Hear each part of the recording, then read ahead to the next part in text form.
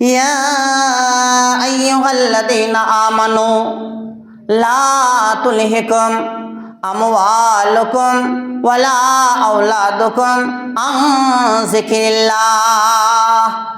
আল্লাহ বলছেন, হে ঈমানদারগণ, যারা আল্লাহকে এক বলে বিশ্বাস করেছো, যারা স্বীকার করে নিয়েছো, যারা মেনে নিয়েছো, তোমরা শুনে নাও, লা তুলহিকুম আমওয়ালুকুম ওয়ালা আওলাদুকুম, তোমাদের ছেলে মেয়ে, তোমাদের সন্তান সন্ততি, এরা যেন তোমাদেরকে আল্লাহকে ভুলিয়ে না দেয়, আল্লাহ থেকে স্মরণ করা থেকে গাফেল না করে দেয়, এরা যেন মসজিদ ভুলিয়ে না দেয়, এরা যেন মাদ্রাসা ভুলিয়ে না দেয়।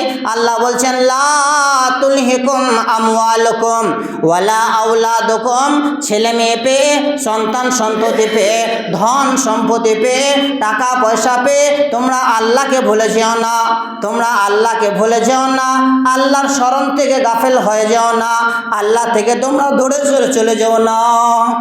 আল্লাহ বললেন, পরিষ্কার করে ঘোষণা করে দিলেন যে আমি তোমাদেরকে যে সন্তান সন্ততি দিয়েছি, এগুলো পেয়ে আমাকেই তোমরা ভুলে যাবে না, আমার থেকে তোমরা গাফেল হবে না, আমাকে স্মরণ করা থেকে দূরে থাকবে না। আর বর্তমান যুগে আপনি দেখবেন এইটাই ঘটছে। মানুষ সন্তান সন্ততির জন্যে সব কিছু করতে পারে, মানুষ সন্তান সন্ততির জন্যে হারামকে হালাল মনে করতে পারে, হারামকে হালাল মনে করে ইনকাম করতে পারে, ও কখনোই হারামকে ত্যাগ করে না শুধু সন্তানের জন্যে বা টাকার জন্যে। আল্লাহ বলছেন, ধন সম্পত্তির পেয়ে আমাকে ভুলে যাবে না। আর আজকে বর্তমান যুগে মানুষ টাকা টাকার টাকা টাকা টাকা টাকার পিছনে ছুটতে আছে, ছুটতে আছে, ছুটতে আছে। ও আল্লাহকে ভুলেই গেছে। ও মসজিদ জানে না, মাদ্রাসা চিনে না, কোরআন বুঝে না, ধর্ম জানে না, কিচ্ছু বোঝে না। একটাই জিনিস বোঝে, সেটা হলো টাকা কিভাবে আসবে, কোথা থেকে আসবে, হালাল হারাম কিচ্ছু পার্থক্য করে না। যার জন্য আল্লাহ সতর্ক করে দিলেন যে এই দুটি জিনিস মানুষকে আল্লাহ থেকে গাফেল করে দেয়, এই দুটি জিনিস মানুষকে আল্লাহ থেকে দূরে সরিয়ে দিলেন। পরবর্তী আয়াতে আল্লাহ বলে দেন, ওয়া মান ইয়াফআল যালিকা ফাউলাইকা হুমুল খাসিরুন। আল্লাহ বলছেন, যারা এই সন্তান সন্ততি পেয়ে আমাকে ভুলে যাবে, মাদ্রাসাকে ভুলে যাবে, মসজিদকে ভুলে যাবে, তারা কি হবে? উলাইকা হুমুল খাসিরুন, তারা একমাত্র ক্ষতিগ্রস্তের মধ্যে পড়ে আছে, তারা পথভ্রষ্টের মধ্যে পড়ে আছে, তারা পথ হারা হয়ে গেছে, তারা রাস্তাচ্যুত হয়ে গেছে, তাদেরকে সঠিক রাস্তাটা দেখাতে হবে। আল্লাহ বললেন, ওরাই একমাত্র ক্ষতিগ্রস্ত, ওরাই একমাত্র পথভ্রষ্ট, যারা সন্তান সন্ততি পেয়ে এবং টাকা পয়সা পেয়ে মসজিদ মাদ্রাসা কিচ্ছু মনে রাখে না, গ্রামের এতিম গরিব কিচ্ছু মনে রাখে না, হালাল হারাম কিচ্ছু পার্থক্য করে না, আল্লাহকে মনে রাখে না, এরা একমাত্র ক্ষতিগ্রস্ত। তারপর আল্লাহ বলছেন, ওয়ানফিকু মিম্মা রাযাকনাকুম মিন ক্বাবলি আন ইয়াতিয়া আহাদাকুমুল মাউত। আল্লাহ বলছেন, ওয়ানফিকু মানে তোমরা খরচা করো। কোথা পাবে? আল্লাহ বলছেন, আমি তোমাদেরকে যে রুজি দান করেছি, রুজি তা থেকে তোমরা আমার রাস্তাতে খরচা করো, আমার রাস্তাতে ব্যয় করো। সেই খরচাটা কখন করবে? মিন ক্বাবলি আন ইয়াতিয়া আহাদাকুমুল মাউত, তোমাদের মৃত্যুর আসার আগে আগে। আল্লাহ বলে দিলেন পরিষ্কার করে যে তোমাকে যে আমি টাকা পয়সা জমি জায়গা দিয়েছি, এগুলো তোমাদের মৃত্যু আসার আগে খরচা করো। কারণ যখন মৃত্যুটা চলে আসবে তখন আর কোনো উপায় হবে না, তখন আর কোনো উপায় থাকবে না, তখন তুমি নিরুপায় হয়ে যাবে, কোনো উপায় তোমার থাকবে না। অতএব যা কিছু করার, তোমার যা কিছু করার আছে, যা কিছু বলার আছে, সমস্ত কিছু মৃত্যুর আগে আগে তোমাকে করতে হবে।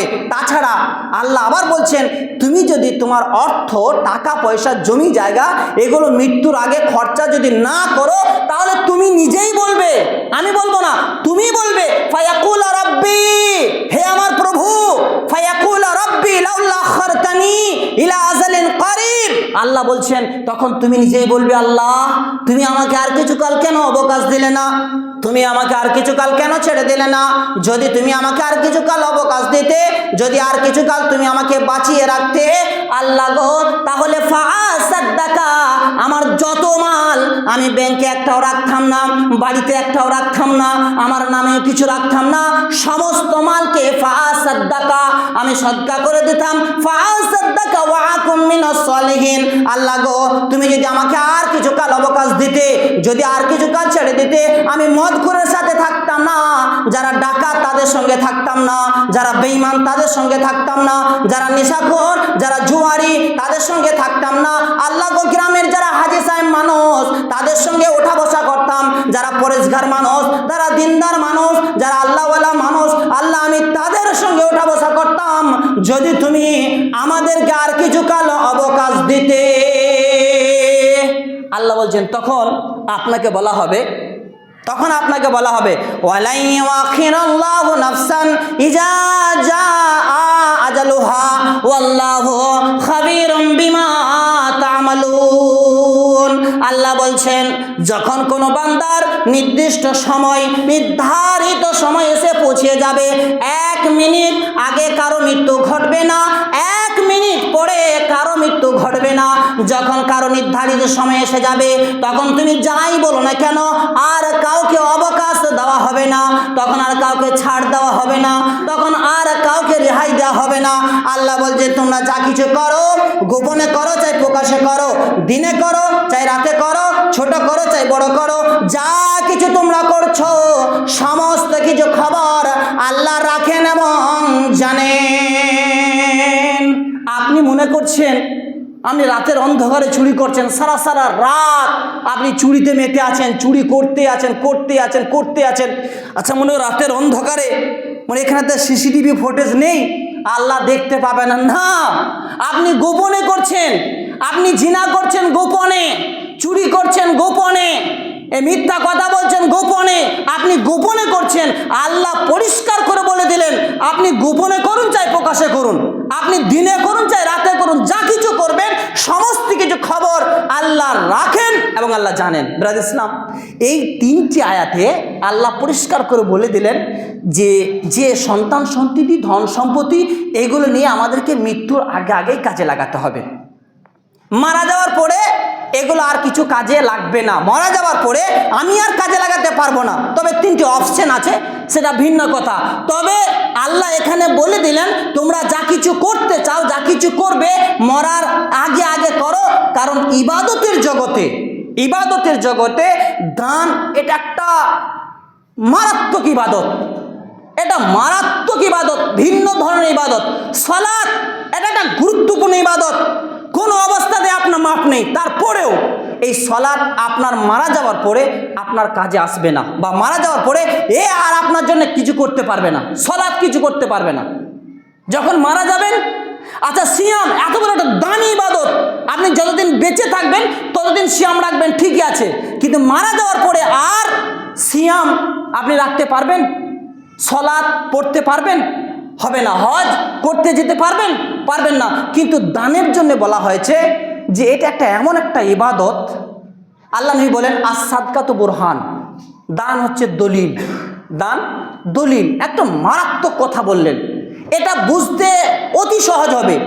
আজকে বর্তমান যুগে, বর্তমান জামানাতে আপনি জমি জায়গা যা কিছু কিনবেন, ক্রয় করবেন, আপনার দলিল না থাকলে ওর কোনো মূল্য নেই, মূল্যহীন।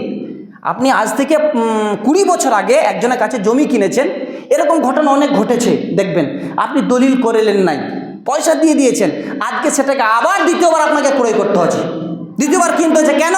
ওই যে আপনি দলিলটা করেলেন নাই, আপনি রেকর্ড করেন নাই, দলিল করেন না, ওটা ফাঁক আছে। যার জমি না সে আবার দেখছি চেষ্টা করলে আরেকবার পয়সা পাবো, আবার আপনাকে পয়সা দিয়ে তারপরে দলিল করতে হয়েছে, পয়সা দিয়ে তারপরে দলিল। এরকম ভরি ঘটনা আছে। ঠিক সেরকম নবী বলছেন দান এটা হলো দলিল। কিসের দলিল? জান্নাতে যাওয়ার দলিল।